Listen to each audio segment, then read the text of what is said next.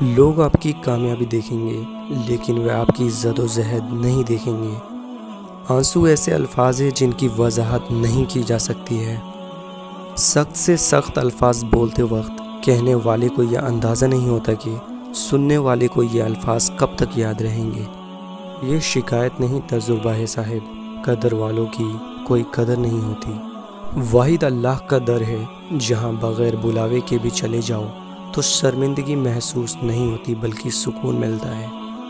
زندگی کی جنگ اپنے بل بوتے پر لڑنی پڑتی ہے، لوگ صرف مشورہ دیتے ہیں، ساتھ نہیں۔ اللہ کے فیصلوں پر یقین رکھو، زندگی بہت آسان ہو جائے گی۔